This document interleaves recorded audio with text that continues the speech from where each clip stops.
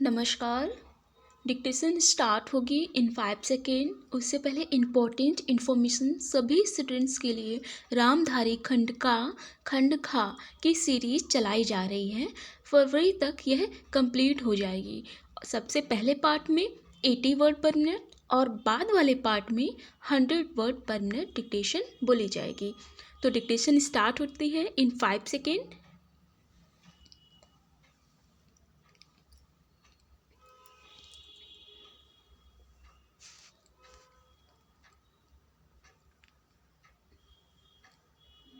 Start. अध्यक्ष महोदय, मैं आपको एक और बात बतलाना चाहती हूँ और वह यह है कि कृषि विभाग को योजना आयोग ने बहुत गलत रास्ते में बिठा दिया है। उन लोगों के पास लड़ने के लिए दम नहीं है और देश में खाद्यान्न का उत्पादन बढ़ाने के लिए जो योजनाएं चाहिए और उनके लिए जो धनराशि चाहिए वे उनको पूरी तरह संस्वीकृत नहीं करा पाते। कृषि विभाग तो जमीन की तरह आधार होता है और उसी पर देश के लिए पर्याप्त धन पैदा करने का महान भार है। इसलिए यह बहुत आवश्यक है कि अधिक अन्न उपजाने के मार्ग में जो भी आवश्यक कदम यह विभाग उठाना चाहे उसमें किसी तरह की रुकावट ना हो। बहुत सी हड़तालें हो सकती हैं, मजदूर काम से बरी हो सकते हैं, लेकिन किसी भी हालत में वे खाने से बरी नहीं हो सकते।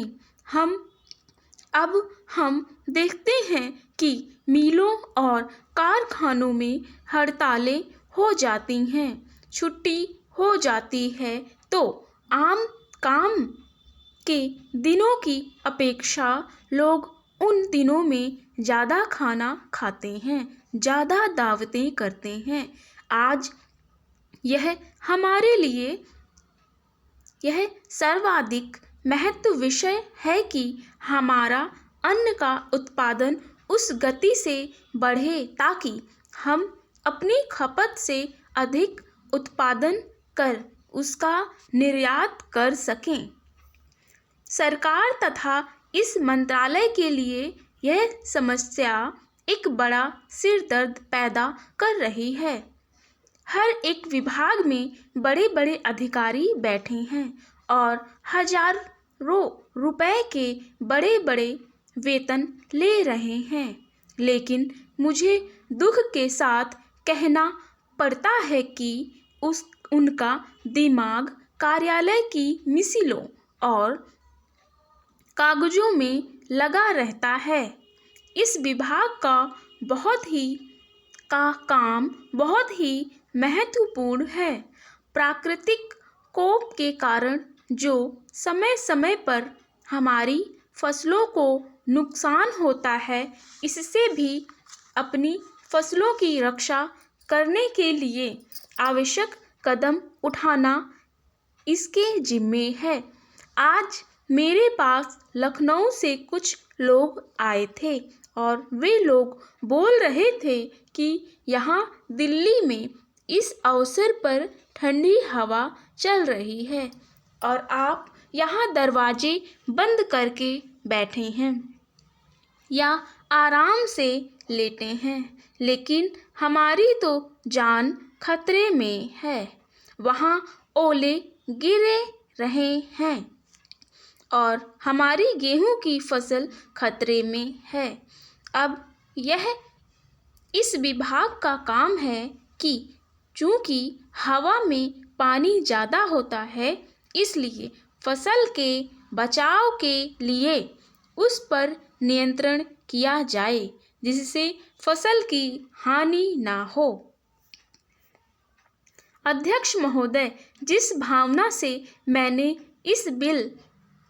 यह बिल पेश किया है उसको विरोधी पक्ष के लगभग सभी सदस्यों ने एक मत से महसूस किया है कि देश में बेकारी की जो समस्या है वह यह भयंकर समस्या है और उसके कारण हमारे देश का विकास, चाहे वह सामाजिक हो, आर्थिक हो या सांस्कृतिक, रुका हुआ है और ऐसी स्थिति में हम आगे बढ़ नहीं सकते हैं। इस प्रकार से इस परिस्थिति का निर्माण हम पिछले 54 वर्षों से देख रहे हैं। मंत्री महोदय ने यहाँ पर अभी कहा कि राष्ट्रपति इस काम को नहीं कर सकते हैं क्योंकि वह उनके अधिकार के बाहर है। आप राज्यों में राज्यपाल शासन स्थापित करते हैं। जब यह देखते हैं कि किसी राज्य में वहाँ की व्यवस्था, वहाँ का विकास ठीक नहीं हो रहा है, जब किसी राज्य में गड़बड़ी फैल रही हो, विकास का काम समाप्त हो गया हो और जिम्मेदारी से लोग काम ना करते हों, तो वहाँ पर राज्यपाल शासन स्थापित किया जाता है। ऐसे बहुत से उदाहरण हमारे देश में मौजूद हैं। उसी प्रकार से हमारे राष्ट्रपति हैं और अगर देश में इस तरह की स्थिति वर्षों तक चले तो कोई कारण नहीं है। आपात के रूप में राष्ट्रपति इस देश की सुरक्षा के लिए, इस देश की उन्नति के लिए जिम्मेदारी अपने हाथ में ना ले सकें। हमारे भाइयों ने बहुत से उदाहरण दिए हैं कि राज्यों में संयुक्त सरकारें नहीं चलीं, लेकिन उसके पीछे राजनीतिक हथकंडे थे। अगर कोई राजनीतिक पार्टी जिम्मेदारी से काम नहीं करती तो विधान में यह स्पष्ट है कि राष्ट्रपति शासन अपने हाथ में लें। मैं एक उदाहरण देता हूँ कि संविधान में आदिवासी हरिजनों के उत्थान के लिए प्रण किया गया था कि 10 वर्ष में उनकी सामाजिक तथा आर्थिक स्थिति को सुधार देंगे। लेकिन यह सरकार उसमें भी असफल रही। उसको एक बार 10 वर्ष के लिए बढ़ाया गया और दोबारा फिर 10 वर्ष के लिए बढ़ाया गया। इसी तरह से उसको बढ़ाते जा रहे हैं, लेकिन उनकी आर्थिक और सामाजिक उन्नति आप नहीं कर पाए हैं। इस काम में सरकार बिल्कुल असफल हुई है। पिछली बार सरकार पर विश्वास का प्रस्ताव भी आया था और वह पास होने वाला था। इसलिए मेरा कहना है कि हमारे देश में जो बेकारी की समस्या है वह एक बहुत ही भयंकर समस्या है। Full stop. ये फर्स्ट पार्ट में 80 वर्ड पर मिनट डिक्टेशन। नाउ स्टार्ट करते हैं 100 वर्ड पर मिनट डिक्टेशन।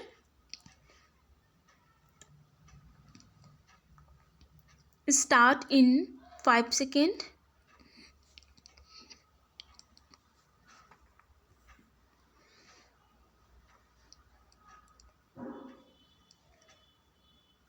स्टार्ट।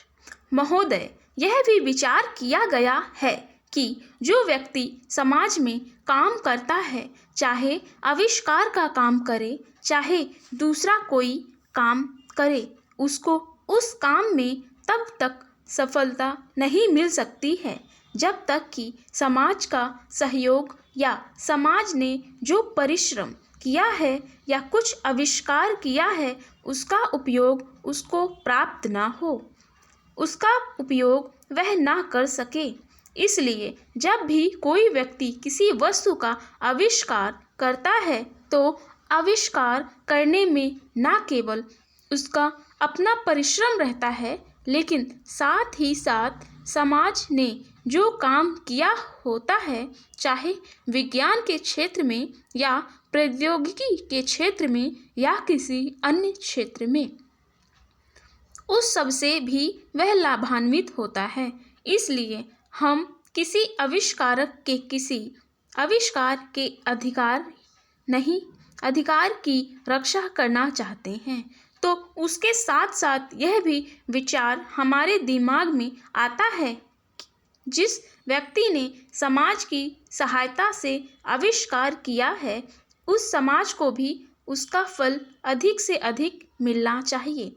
माननीय मंत्री जी ने भी कहा है कि पेटेंट लॉ इस सिद्धांत पर आधारित होना चाहिए। मैं समझता हूँ कि पेटेंट लॉ के पीछे दो सिद्धांत निश्चित हैं। पहला सिद्धांत तो यह है कि जो व्यक्ति परिश्रम करके धन लगाकर अपना दिमाग लगाकर के किसी वस्तु का आविष्कार करता है उसके तथा अपने परिवार के लोगों के अधिकारों की रक्षा होनी चाहिए उसके साथ ही साथ जैसा मैंने अभी कहा है कि कोई व्यक्ति समाज में व्यर्थ में काम नहीं करता है वरन पिछले समाज के लोगों ने जो जो काम किए होते हैं चाहे विज्ञान के क्षेत्र में या प्रौद्योगिकी के क्षेत्र में या किसी अन्य क्षेत्र में और जिनके आधार पर वह कोई आविष्कार करता है उसको उस पर प्रतिफल तो मिले लेकिन जो परिणाम हो उसका प्रतिफल समाज को भी मिलना चाहिए।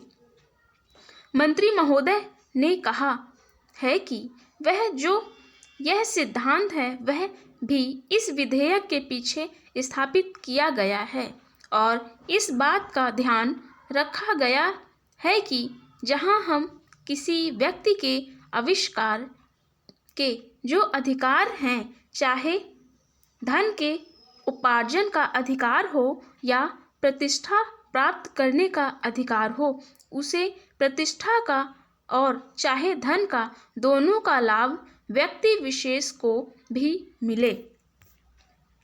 महोदय देश में उद्योग धंधा चल रहा है या देश की उन्नति करने का देश में समृद्धि लाने का जो वैज्ञानिक या प्रौद्योगिकी आविष्कार हो रहा है उसमें भी उसका उपयोग पूरा हो। यदि ऐसा हो तभी मैं समझता हूँ कि हमारी पेटेंट प्रणाली सफल सिद्ध हो सकती है। यह प्रश्न उठ सकता है कि किस सीमा तक व्यक्ति के अधिकार की रक्षा की जाए और किस सीमा तक उसके अधिकार का हनन किया जाए ताकि समाज का अधिक से अधिक लाभ हो समाज उसका अधिक से अधिक उपयोग कर सके। एक दृष्टिकोण जो इसके पीछे है हमें इस बात का अभिमान है कि हम 101 करोड़ हैं। हमारी कई जातियां, कई धर्म, कई भाषाएं और कई प्रकार के रीति रिवाज हैं। इस विविधता से हमें लाभ उठाना चाहिए किंतु आज भेदभाव का भूत हमारे सिर पर चढ़ रहा है। भारत को स्वतंत्रता मिली है इसका अर्थ यह होना चाहिए कि गरीबों की सेवा के लिए आज तक हमें जो सुविधाएं उपलब्ध नहीं थीं वे मिली हैं। जिस प्रकार भरत ने अयोध्या के राज्य को राम का समझकर सेवक वृत्ति से राज्य का काम संभाला था उसी प्रकार हमें समझना चाहिए कि राज्य गरीब जनता का है और उसके नाम पर उसके संरक्षक बनकर हमें उसको चलाना चाहिए। अब गरीब को ऐसा अनुभव होना चाहिए कि हर एक उसकी सेवा में लग रहा है। सूर्य के उदय होने पर धनी गरीब सबके घरों में प्रकाश पहुंचता है। ठीक उसी प्रकार स्वराज का लाभ सबको एक समान मिलना चाहिए। इसका सुख धनी निर्धन सबको बराबर मिलना चाहिए। जनता को हमने वचन दिया था कि स्वराज मिलने पर हम आपके दुख दूर करेंगे। अब वह समय आ गया है जबकि हमें अपने उस दिए हुए वचन को सार्थक करना है। इतने बड़े देश में विचार भेद होना स्वाभाविक है। देखना यह है कि हम लोगों के विचारों में कुछ समान अंश भी हैं या नहीं। यदि हैं तो समान कार्यक्रम बनाइए। इस प्रकार कार्य करने से हमारे भेदभाव कम होते होते एक दिन मिट जाएंगे और अच्छी बातों का अपने आप उदय होने लगेगा। अगर उसी प्रकार भेद स्थापित करने का प्रयत्न किया गया तो लोग सत्ता के पीछे पड़ जाएंगे और स्वराज प्राप्त होने का आनंद हम लोगों को नहीं मिल सकेगा। पूर्ण विराम। स्टॉप। तो ये रहा 100 वर्ड पर मिनट डिक्टेशन। ये डिक्टेशन डेली बोली जाएगी, डेली आपको दिया जाएगा। ये सीरीज़ चलाई जा रही है, फरवरी तक आपका पूरा कंप्लीट हो जाएगा। जैसे कि 80 वर्ड पर दो प्रतिलेखन संख्या और 100 में 2 प्रतिलेखन संख्या बोल रहे हैं। तो ये बहुत ही ज़्यादा इम्पोर्टेंट सेशन है। सपोर्ट करिए ताकि मैं आगे इस सेशन को पूरा कंप्लीट कर सकूँ, क्योंकि व्यूज़ रहेंगे, बच्चे देखेंगे, तभी मैं इसको कंटिन्यू कर पाऊँगी। Okay, take care. And channel पर फर्स्ट टाइम विजिट की हूँ तो सब्सक्राइब जरूर करें, लाइक शेयर करना ना भूलें। Take care.